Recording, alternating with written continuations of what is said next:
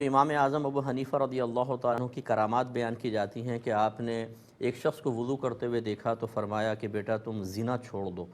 وہ زنا کرتا تھا، گویا کہ آپ نے اس کے زنا کے گناہ کو وضو سے دھلتے ہوئے دیکھا، وضو کے پانی کے ساتھ بہتے ہوئے دیکھا۔ ایسے ایک نوجوان کو فرمایا کہ اپنے ماں باپ کی نافرمانی مت کرو۔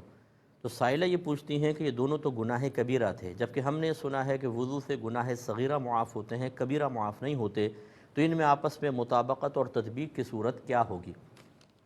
دیکھیں، عمومی قاعدہ تو یہی ہے کہ وضو ہو یا نماز ہو، ان سے گناہ صغیرہ دھلتے ہیں، کبیرہ نہیں دھلتے ہیں۔ لیکن امام اعظم ابو حنیفہ رضی اللہ تعالی عنہ کی چونکہ یہ کرامات کافی معروف ہیں اور مستند علماء نے اپنی کتابوں میں ان کو درج فرمایا ہے، تو لہٰذا اگر ان کا اعتبار کریں تو پھر ہم یہ تعویل کر سکتے ہیں کہ ہو سکتا ہے کہ ان دو اشخاص کے لیے اللہ تعالیٰ نے خصوصی طور پہ کرم کا معاملہ فرمایا ہو اور ان کے وضو سے ان کے گناہ کبیرہ کو دھو دیا ہو۔ عمومی قاعدہ تو یہی ہے کہ اس سے مطلب وضو سے یا نماز سے گناہ صغیرہ ہی معاف ہوتے ہیں، کبیرہ نہیں۔ لیکن یہ اللہ تعالیٰ کو کوئی پابند تو نہیں کر سکتے ہم لوگ، یا اللہ تعالیٰ اگر اپنے حبیب کے ذریعے یا قرآن عظیم میں بھی اللہ تعالیٰ نے اس قاعدے کو بیان فرمایا تو اب وہ بالکل مقید ہو گیا ہو، اس کے خلاف ہو ہی نہیں سکتا، ایسا نہیں ہے۔ اللہ تعالیٰ چاہے تو دیکھیں نا، اگر کوئی سبحان اللہ کہے، بعض اوقات اللہ تعالیٰ نے ایک سبحان اللہ پہ بخشش فرمائی ہے۔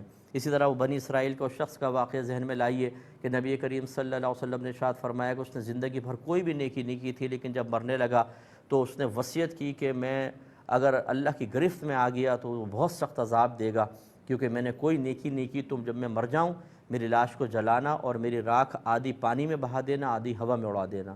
انہوں نے ایسا ہی کیا۔ اللہ تعالیٰ نے پانی کو، ہوا کو حکم دیا، اس کے اجزاء جمع ہوئے، وہ کھڑا ہو زندہ کر دیا۔ اللہ تعالیٰ نے فرمایا تو نے ایسی وصیت کیوں کی؟ حالانکہ اللہ خوب جانتا ہے۔ اس نے جواب میں کہا اللہ تعالیٰ تو جانتا ہے، تیرے خوف کی وجہ سے۔ اللہ تعالیٰ نے فرشتوں سے فرمایا گواہ ہو جاؤ، میں نے اس کی بخشش فرما دی۔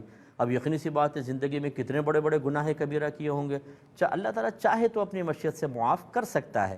تو ہم یوں کہیں گے کہ عمومی ضابطہ قاعدہ تو یہی ہوتا ہے کہ نماز سے یا وضو سے صغیرہ گناہ معاف ہوتے ہیں، لیکن اگر امام اعظم کی کرامات کو سامنے رکھا جائے تو یہ بھی پاسبل ہے کہ کسی کے لیے خصوصی کرم ہو اور اللہ تعالیٰ اسی وضو سے اس کے گناہ کبیرہ بھی معاف فرما دے۔ تو یہ ذہن میں رکھیے، اللہ کو مقید نہیں کر سکتے۔